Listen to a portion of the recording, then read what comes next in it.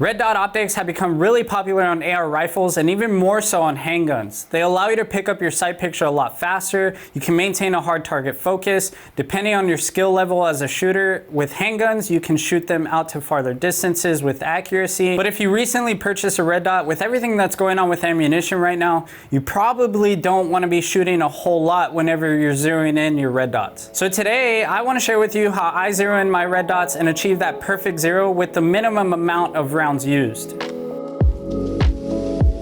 Hi, my name is Fernie and I want to welcome you to the Omaha Outdoors channel. If you're new here and you like our content, then hit the like button, and if you want to see future videos from us, then hit the subscribe button. So before I get into it, I just want to say that these are my personal experiences, what I've learned over the years. Everybody has their own preferences. You know, just because I say this stuff doesn't mean that you have to go and do it. It's just what works for me. It might help people out, and I just wanted to talk about it. All right, let's get into it. So before you actually start zeroing in your red dots, you want to make sure that your optic is mounted properly. If it's not mounted properly, then it's going to be getting loose on you, and you're going to be wasting rounds while you're trying to chase that perfect zero all day. So to mount it properly, it's really easy. If you don't feel comfortable doing it yourself, you can take it to a gunsmith and they'll probably charge you about $100 for a minute worth of their time. That's a joke. I don't think any gunsmith out there charges $100 just to mount a red dot, but it is something that you can do from home and it's very easy. The only thing you're really gonna need is super glue. I'm just kidding, guys. Don't use super glue. That's a really bad idea.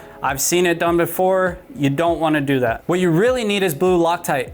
You can get blue Loctite at Lowe's, Walmart, any hardware store really. It's really cheap and it should be in your toolbox if it's not already, because it does come in handy for more than just mounting your optics. So when you're applying blue Loctite, a little goes a long way. All you need is like a drop or two at the end of the threads. It'll travel up the threads as you screw the bolt in. And whenever you're tightening down that bolt, you just want to make sure that you hand tighten it and maybe an eighth turn more, and it should be locked in and good to go.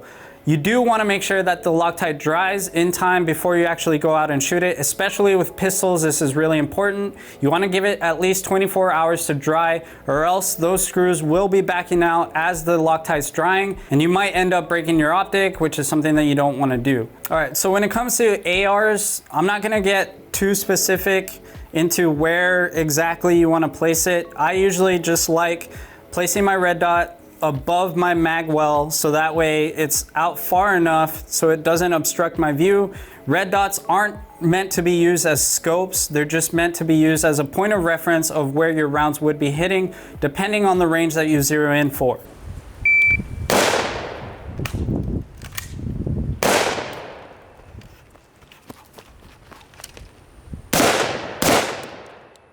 So one thing that I found a lot of beginners struggling with is understanding holdovers and height over bore. And trust me, I've been there. I thought that rounds would go infinitely straight and red dots would go infinitely straight. I thought it was like in video games, wherever you see that red dot on your screen, that's where your rounds are gonna be going no matter the distance, but that's not true when you get to real life. I'm gonna try and explain this the best that I can. Now imagine there's a laser that comes out of your red dot and it goes infinitely straight. So what you're doing whenever you're making adjustments to your red dot is you're moving your AR either up or down or left or right. You're not really gonna notice this with the human eye because they're very minute adjustments, but at a distance, that's when you notice it the most. So the end goal is to try and get that bullet or round to converge or come into contact with the same line of the red dot at a distance, depending on what range you're zeroing in for. So another thing that I struggled with was height over bore. As you can see, this red dot sits about 2 to 3 inches above the center of the bore. The center of the red dot sits about 2 to 3 inches higher. So you're gonna notice this at closer distances, 5, 10, 15, 25 yards. You're gonna see that your rounds are actually hitting lower than what your red dot is aimed in for.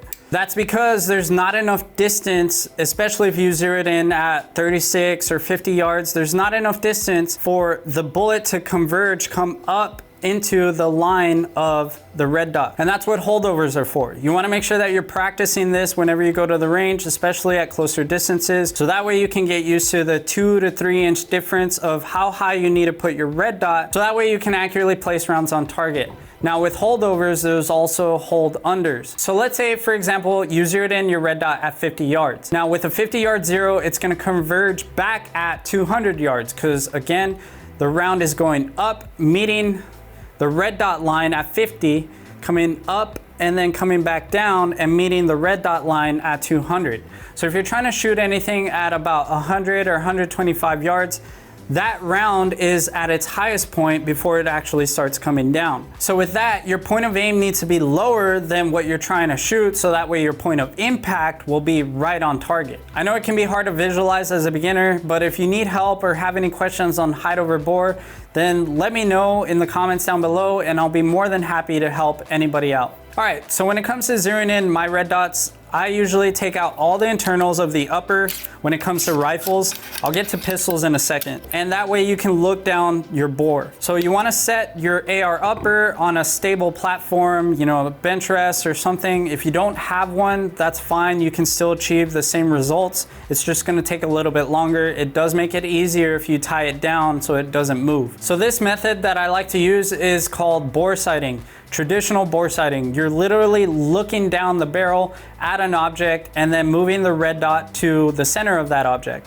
So what you're doing is you're taking like a paper plate or a 6-inch gong out to the distance that you're zeroing in for. So let's say it's 50 yards. You put that 6-inch gong out to 50 yards, or maybe a 10-inch gong, 12-inch gong. As long as you can perfectly picture frame it inside your bore and you can see it through your bore, you can move that red dot to the center of that object and you should be pretty close to zero. Obviously you want to shoot a couple rounds so you can confirm, but again, the end goal is to try and minimize the amount of rounds used, especially now in times like these where it's hard to get ammo.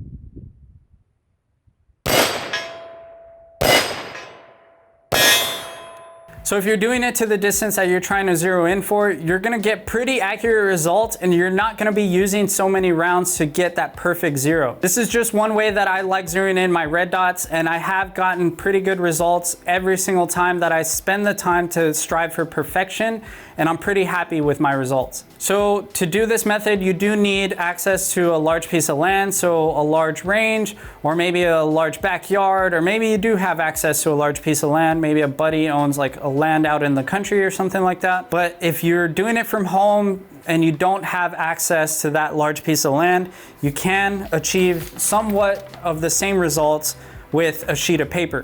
So if you remember what I said about height over bore, where your rounds are going to be lower than what your red dot is whenever you're at close distances, you can use this to zero in your red dot roughly, but you still want to make sure you're shooting it out on the range so you can adjust your zero so you can get it perfectly to where you want it. So with a sheet of paper, you can put this at the end of a hallway or maybe your garage from end to end or something. The more distance you give yourself, the better. You draw a circle at the center of the paper and you take that height of where your red dot is over your bore. So let's say 2 inches, sometimes it's 3. You take that 3-inch measurement and you measure up and draw across. Again, you want to secure your upper, just keep it from moving, and put that dot in the center of your bore and see where your red dot is in relation to this cross. You move your red dot into the center of the cross and you should be close to zero. But again, since this is a rough zero, you want to make sure you take it out to the range and at least shoot a couple rounds to dial it in a little bit further. So those are the two methods that I use to zero in my red dots. Whenever I can't get to the range to do it at the distance that I'm trying to zero in for, I do use the paper method, and it usually gets me pretty close, or at least on paper, so that way I can minimize the amount of rounds used the next time I do get out to the range and I'm able to shoot the AR upper.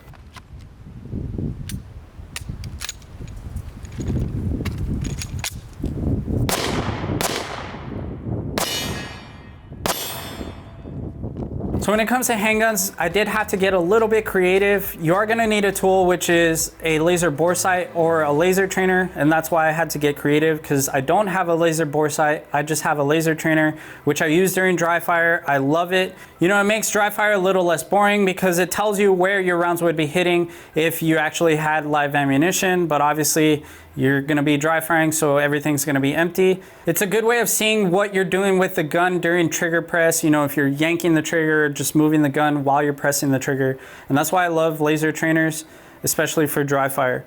But I did have to use this as a bore sight, and it actually worked pretty well. I did find that there was a little bit of an inaccuracy because the extractor touches the back and it kind of pushes the laser inside the bore up and right. So you are still gonna have to, if you do have a laser trainer, you are still gonna have to go to the range and shoot some rounds through, so that way you can dial it in further.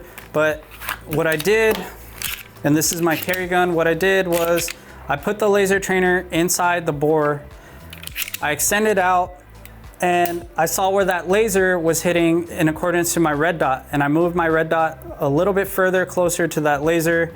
And again, when I went out to the range, I found that it was off by a little bit, so I had to adjust. You're still gonna have to take your handguns out to the range so that way you can zero in or dial in your red dot a little bit further.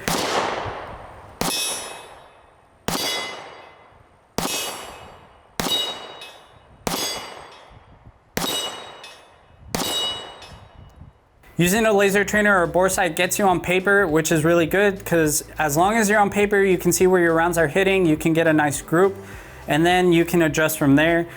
That way you don't use as many rounds. The important thing is you wanna make sure that your handgun is stable whenever you're zeroing or you're adjusting your zero. You wanna make sure that you place your handgun on a bench or a table or something like that, so that way you can get the most accurate shots out of your pistol. So everything that applied to the AR when it comes to height over bore applies to the handgun. It's not gonna be as exaggerated because you're shooting at closer distances, but you do wanna be aware of it. So if you're sighting in at 10 or 15 yards or something like that, you wanna understand that your rounds are gonna be hitting higher or lower depending on where you zeroed in your red dot. I usually like a 25-yard zero for all my handguns. I found that it worked best for me.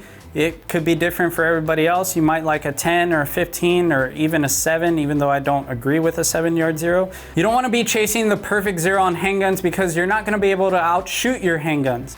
You just want to make sure you get a nice good grouping and call it a day, because if you're chasing that perfect zero, you're going to be wasting more rounds trying to get that precision accuracy, but it's gonna be different at every single distance that you shoot it at. And unless you're a robot that stays completely still, you're not gonna be able to shoot your red dot precisely and make those rounds keyhole every single time. So again, don't get caught up chasing that perfect zero. Just get a nice good grouping that you're happy with and just call it a day. All right, well, I hope you enjoyed this video. I also hope it was very helpful. If you have any questions, let me know in the comments. Again, if you like our content, hit that like button, subscribe, because it does help us out.